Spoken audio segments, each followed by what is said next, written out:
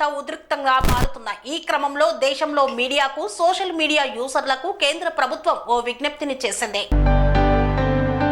భారత పాకిస్తాన్ మధ్య పరిస్థితులు మరింత ఉద్రిక్తంగా మారుతున్నాయి. సరిహద్దు ప్రాంతాల్లో పాకిస్తాన్ కవ్వింపు చర్యలకు దిగుతుంది. భారత సైన్యం అందుకు తగ్గట్టుగానే ధీటుగా బదిలిస్తోంది. ఈ క్రమంలో దేశంలో మీడియాకు, సోషల్ మీడియా యూజర్లకు కేంద్ర ప్రభుత్వం కీలక సూచనలు చేసింది. సరిహద్దుల్లో పరిస్థితులు ఉధృతంగా ఉన్నందున మీడియా కవరేజ్ విషయంలో మోదీ ప్రభుత్వం పలు సూచనలు చేసింది. అదే టైంలో సోషల్ మీడియా యూజర్లు కూడా ఇవి విస్తరిస్తాయని తెలిపింది. పాకిస్తాన్ కవ్వింపు చర్యలు దిగుతున్న వేళ రక్షణ పరంగా ప్రభుత్వం కీలకమైన చర్యలు తీసుకుంటుందని, వాటిని కవరేజ్ విషయంలో అత్యుత్సాహం చూపించవద్దని హితవు పలికింది. రక్షణ చర్యలను లైవ్ కవరేజ్ చేయవద్దని తెలిపింది. మీడియాకు పలు సూచనలు చేస్తూ కేంద్ర సమాచార ప్రసార శాఖ ఓ ప్రత్యేక ప్రకటన విడుదల చేసింది. జాతీయ భద్రతా దృష్ట్యా అన్ని మీడియా ప్లాట్ఫారంలు, వార్తా సంస్థలు, సోషల్ మీడియా వినియోగదారులు రక్షణ కార్యకలాపాల ప్రత్యక్ష ప్రసారం చేయకూడదని పేర్కొంది. ఇలా చేయడం వల్ల దేశానికి సంబంధించిన కీలకమైన వ్యూహాత్మక నిర్ణయాలు శత్రువులు పసిగట్టే ప్రమాదం ఉంది అంది. ఇక్కడ అధికారాలకు, ప్రభుత్వానికి చిక్కులు వచ్చే ఆస్కారం ఉంది. అందుకే అలాంటి ప్రయత్నం చేయవద్దని కేంద్రం సూచించింది.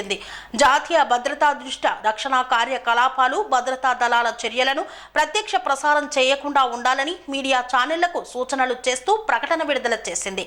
జాతీయ భద్రతా దృష్ట్యా అన్ని మీడియా ప్లాట్ఫారంలు, వార్తా సంస్థలు మరియు సోషల్ మీడియా వినియోగదారులు రక్షణ మరియు ఇతర భద్రతా సంబంధిత కార్యకలాపాలకు సంబంధించిన విషయాలను నివేదించేటప్పుడు అత్యంత బాధ్యత వహించాలని, ప్రస్తుత చట్టాలు, నిబంధనలను ఖచ్చితంగా పాటించాలని సూచించారని పేర్కొన్నారు. ప్రత్యేకంగా రియల్ టైం కవరేజ్, దృశ్యాల ప్రసారం, రక్షణ కార్యకలాపాలు, సైన్యం కదలికలకు సంబంధించిన సమాచారం బహిర్గతం చేయవద్దని చెప్పింది.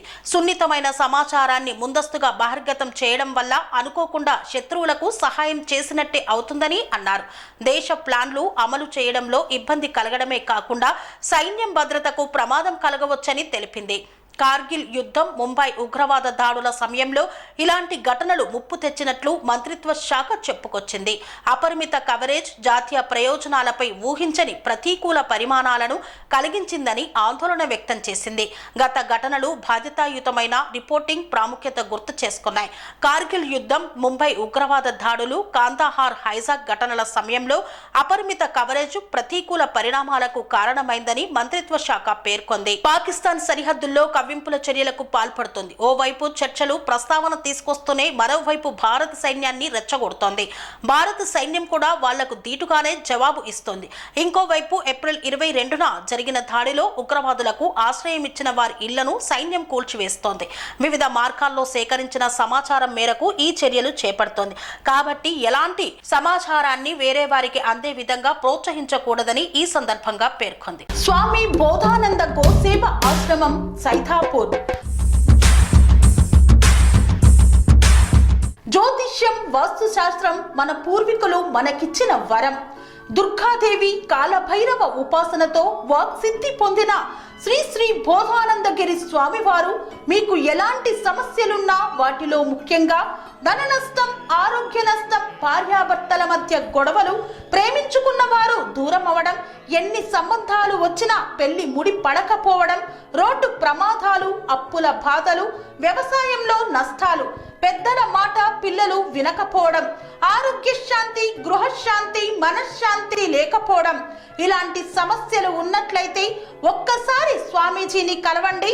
మీ సమస్యలకు తగిన పరిష్కారాన్ని పొందండి. అంతేకాక అన్ని రకాల వ్యాధులకు గోపంచకవ్య మరియు మూలికా వైద్యం చేయబడును. నమ్మకంతో రండి, ఆయురారోగ్యాలతో వర్ధిల్లండి. మా అడ్రస్ స్వామి బోధానంద గోసేవ ఆశ్రమం, సైతాపూర్, వీరభద్రస్వామి గుడి దగ్గర, యాదగిరిగుట్ట. సంప్రదించవలసిన నెంబర్ 9849213754 మరియు 9618034138.